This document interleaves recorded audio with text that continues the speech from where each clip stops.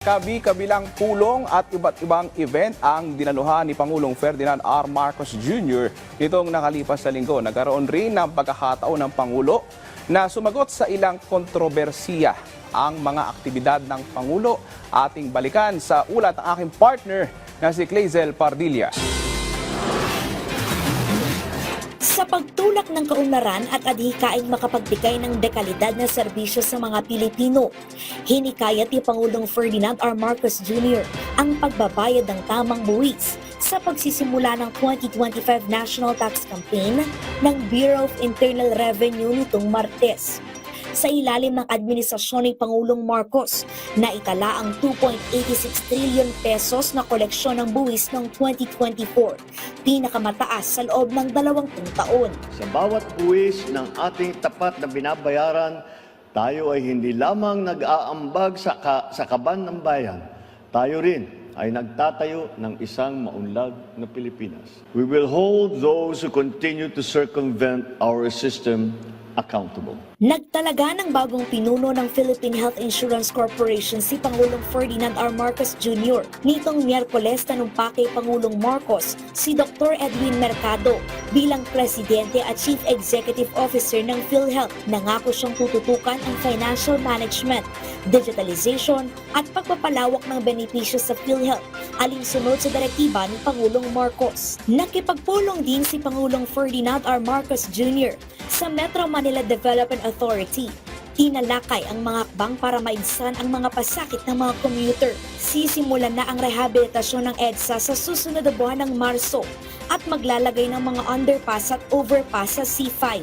Pinasalamatan ni Pangulong Ferdinand R. Marcos Jr. si outgoing Thai Ambassador to the Philippines Taltray Sorat sa kanyang kontribusyon sa pagpapatibay ng ugnayan sa pagitan ng Pilipinas at Thailand. Sa farewell call sa Malacanang, kinilala ng Pangulo ang mga kasunduang nabuo sa ilalim ng panunungkulan ng naturang opisyal, kabilang ang 54 na bilateral agreement sa sektor ng agrikultura, turismo, kalakalan at depensa. We want every budget allocation, policy decision, and program implementation to involve public participation, all in pursuit to the empowerment and to the upliftment of our people. Binigyan din ni Pangulong Ferdinand R. Marcos Jr. sa Open Government Partnership Asia and Pacific Regional Meeting nitong Huwebes ang bukas at tapat na pamamahala.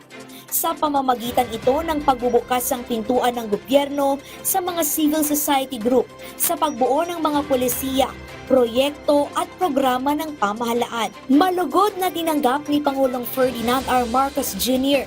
ang planong 7 bilyong pisong pamumuhunan ng Mitsubishi Motors Corporation sa Pilipinas sa loob ng susunod na 5 taon. Inaasahang lilikha ito ng mas maraming trabaho para sa mga Pilipino. Magiging bahagi ito ng Revitalizing the Automotive Industry for Competitiveness Enhancement Program na layong palakasin ang sektor ng sasakyan sa bansa. Huwebes ng hapon, mariing itinanggi ni Pangulong Ferdinand R. Marcos Jr. na may kinalaman siya sa impeachment complaint laban kay Vice President Sara Duterte. Na-impeach si Duterte sa mababang kapulungan ng Kongreso matapos suportahan ng mayorya ng mga mambabatas ang ika-4 na impeachment complaint laban sa ikalawang pinakamataas na opisyal ng bansa.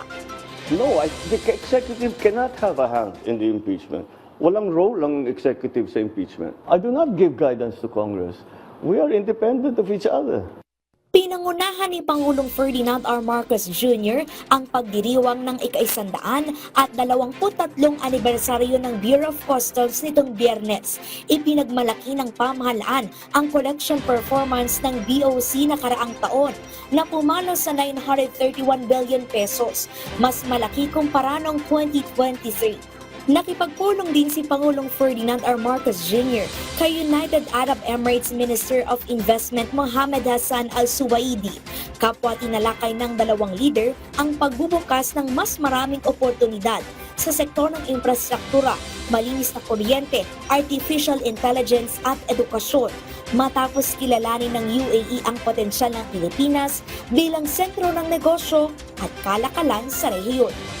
Clazel Pardilla para sa Pambansang TV sa Bagong Pilipinas.